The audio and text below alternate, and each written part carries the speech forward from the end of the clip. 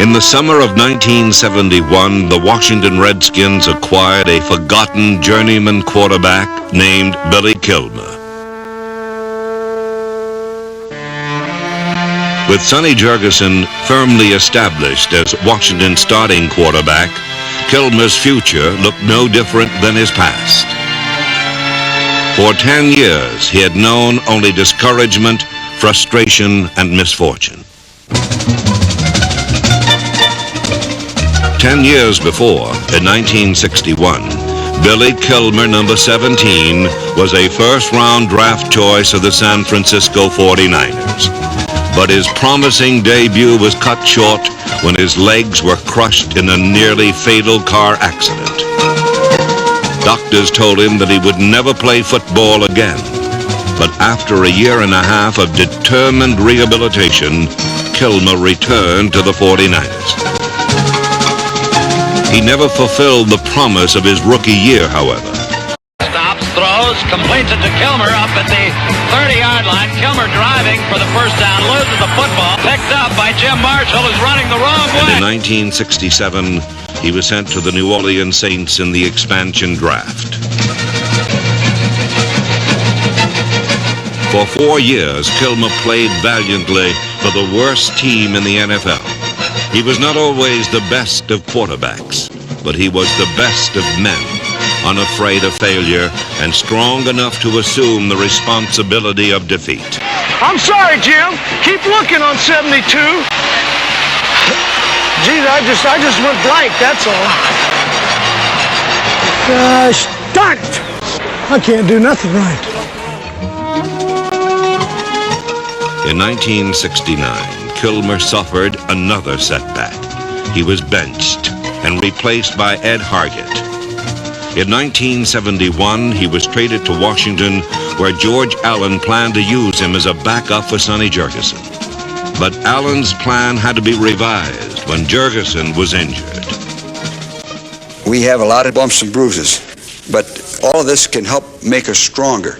We got a guy like Billy Kilmer can come in and lead the team and help us, and that's what we want.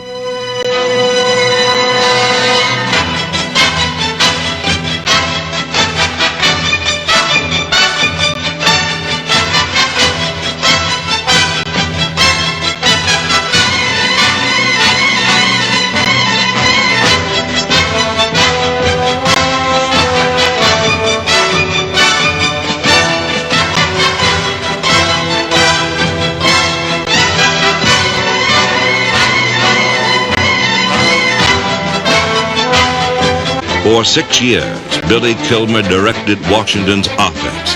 5 times he led the Redskins to the playoffs, and once to the Super Bowl.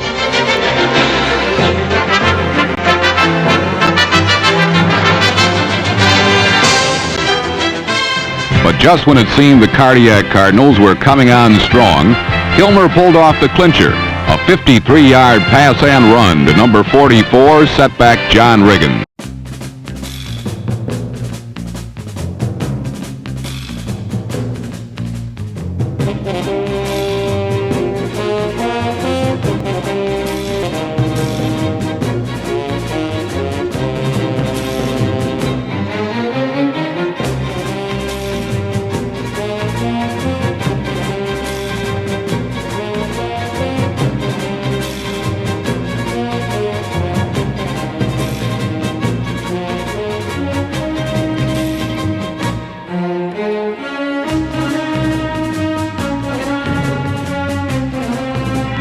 First down, Kilmer is going to throw.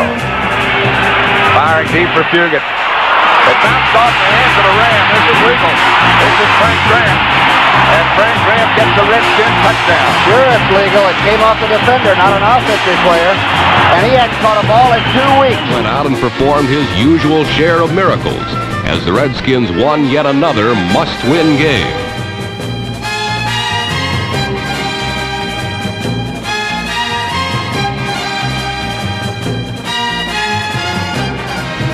Last week, in the midst of a Washington snowstorm, the rah-rah Redskins jacked themselves up to go after their 3rd straight playoff berth since the arrival of George Allen 3 years ago. To succeed, they had to defeat the Philadelphia Eagles and former Allen disciple Roman Gabriel, number 5. Kilmer lured in the rush, then dumped. Lynn Hoss and John Wilbur threw crushing blocks. And number 43 recaptured the raucous, robust style that made him MVP in 1972.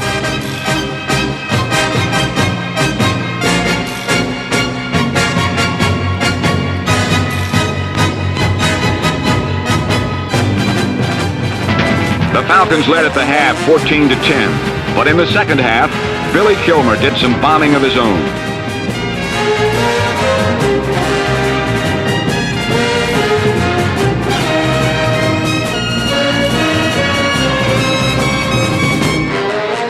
An accurate, hurried heave caught number 42, Charlie Taylor, in stride.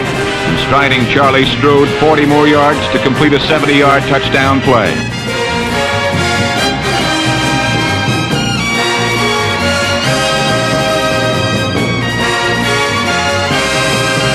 On the 30-yard line. The play fake. This is going for Roy Jefferson. Jefferson beats Nettles. He'll score. Jim Nettles trying to cover. Jefferson cut back inside. Touchdown, Redskins. Look at him now. He's happy now. He sure is, and what a psychological factor this could be in this football game. Coming back as quickly as they did. The big bomb. Roy Jefferson. Head coach George Allen waited patiently for his team to explode, and quarterback Billy Kilmer's deception left him with a clear path to a 71-yard touchdown.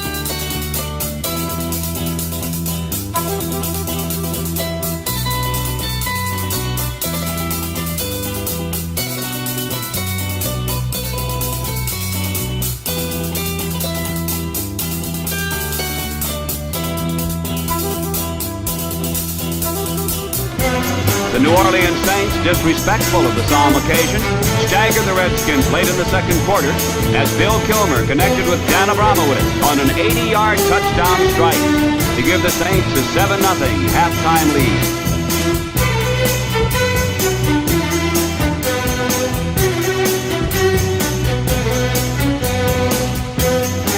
Late in the third period, Billy Kilmer turned to Larry Brown on a screen pass. Brown, who had been fairly shackled for 44 minutes, then burst his chain. Flexing his enormous desire, he ran 89 yards on a painful ankle to put the Jets behind 28-10.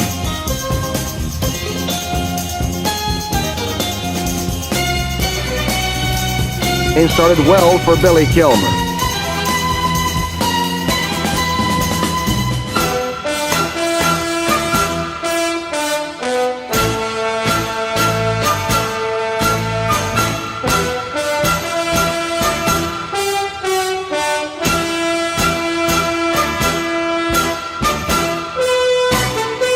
Kilmer was chosen the team's most valuable player.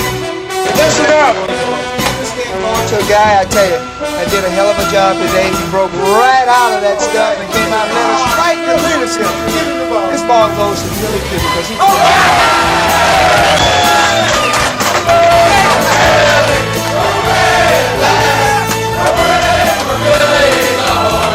I think the guy that should get the game ball is Bubba Tyer. He stopped, this thing was bleeding so bad and blood was in my eyes and in my mouth, and I told him, I said, you got to stop this bleeding. And he went over there, he was better than any cut man in pro boxing. He got that thing all stopped up, and from there it was just a matter of picking out the right guy, that's all.